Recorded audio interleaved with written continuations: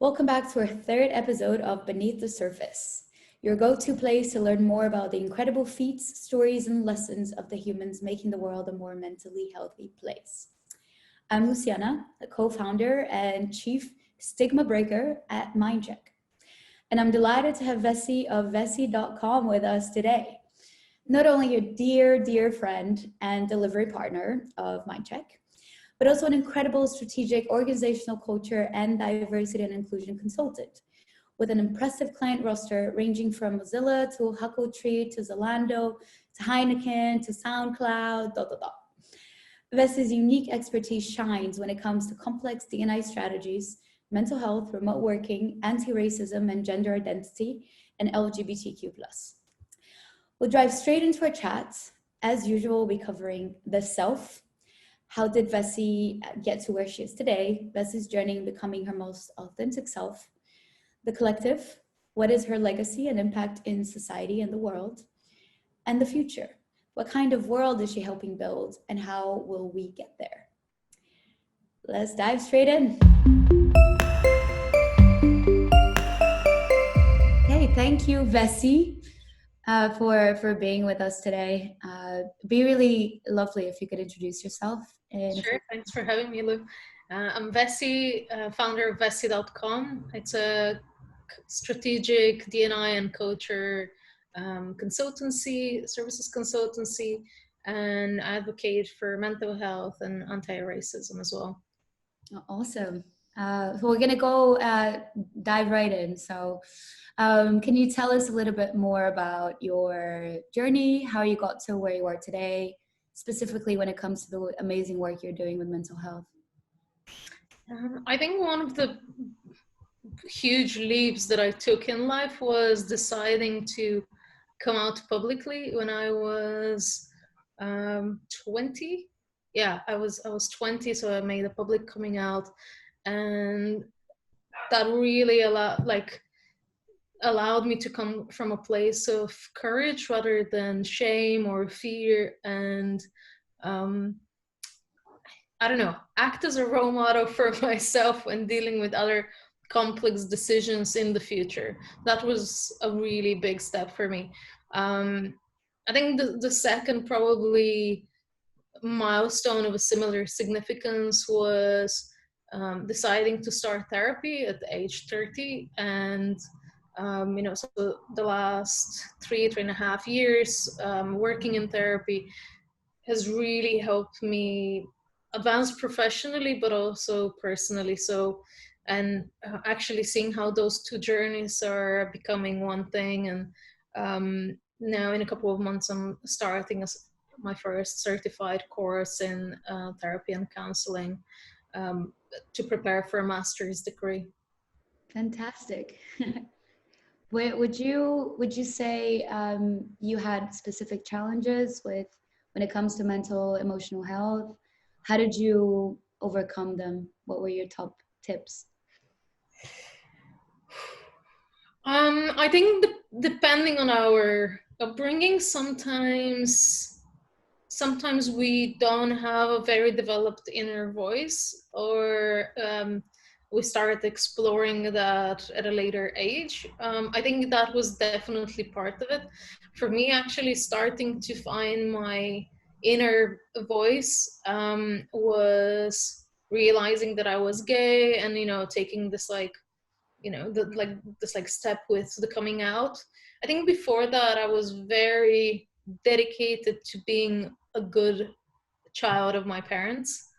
And whatever flexibility that allowed, or whatever that scope was, it wasn't like a super strict definition. Like they didn't expect me to go for, like, let's say, engineer or a doctor, a specific profession. But in many other areas, like, I was expected to be excellent and dedicated and organized, and the problem with that is that it doesn't allow for a lot of exploration of things that you would like to do maybe as a teenager, and make mistakes. So I didn't do many mistakes in let's say my teen years. I was a very good child, and I think I only started to do mistakes in around age 18, and and mistakes meaning like exploring. It doesn't mean that I was like failing or there were actual mistakes, but things that would not fit into the what good kids do narrative necessarily. And so those explorations were my foundation to start getting a better idea of who I am. And I think it was in my 30s that, I don't know, like I just bought a skateboard and I broke my foot. So, I'm not sure which part was the mistake, deciding to give skateboarding a try. That maybe the surface was not 100% dry, or, maybe I should have tried with something a bit easier at the start. So I don't know, but it's an exploration. But it's the world teaching you a lesson in some way or another, and an early midlife crisis. But that's that's And yeah, like seeing what, trying things and seeing what sticks and what's part of me. So for me, it has been challenging to find and build further this like inner voice, build the self, identify the self rather than like internal family systems. So we look at, the different parts that you have, the different voices that we have, a managerial part or whatever, and seeing like, okay, actually these are all coping mechanisms. If we put those at ease, what's our core, and then what is this voice saying, what do we want? And if you don't have that voice, then everything is subjective. One moment you can be acting based on a certain set of values or a certain set of expectations at work versus at home versus friends versus maybe family or versus partner or versus like, I don't know, money or reputation and so on. So, you can be quite lost, and that could be like, I don't know, fluctuating self-esteem, or like you achieve something and you're not sure if that was worth it, or it creates a lot of turbulence. So I think it's important to take time to explore the self and explore the world and see what from the outside uh, fits like fits the self, I guess, like excites you and you're curious about naturally, and you want to have more of that in your life or develop those skills or whatever it means. Or like, I don't know, have relationships that are meaningful to some people are monogamous, others are polyamorous, others are in same-sex relationships, and so on and so on. So if we just assume and stick in a mold, then it's like in a mold like what are we doing? Like, are we just like guessing based on gender roles and stereotypes, or are those the things, or are we focusing actually on things that are important specifically for us? So I guess that's that's a big journey for anyone, and definitely for me. Yeah, and it's been quite a big impact that you've made in companies, surely with Vessy.com. That's kind of those types of insights that you're bringing to a lot of enterprises. And so what would you say is your biggest contribution to society? What's your legacy, if you had to say something? I think with companies is listening to the people who sometimes struggle to like voice their opinions. Maybe they're not given an opportunity to voice their opinions, don't feel empowered to voice their opinions. And on the other side, to educate the people who are in position of power and don't realize that they're actually taking away from the voice of others. So balancing those two, educating on the one side so that they learn how to amplify voices, empower people, help others grow faster, and then the ones who face challenges to be able to overcome them and see less limitations as well. So I guess working on both sides. That's amazing. And lastly, we're getting to a little bit more of not just your past and your present, but the future. So Mm-hmm. what does the future hold for you, or you would like for it to hold?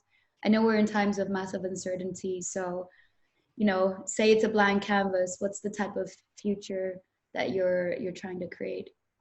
Yeah, like as you were saying, like mental health has been part of what I do.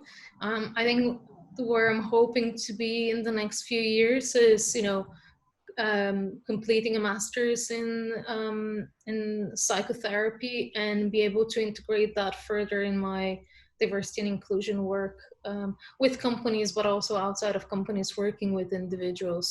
So I think there is a massive um, gap and lack of diverse perspectives in the mental health space, and specifically in like psychoanalysis and like talk therapy and stuff. And it would be great to work towards providing like more frameworks, more resources, advancing this field, and integrating the individual journey with the journey that organizations have. I think at the moment they're extremely separate, and there are very few touch points, and but putting it all together, like how can we create more diverse, more inclusive workplace, where mental health is at the core, and that links to the individual journey in therapy.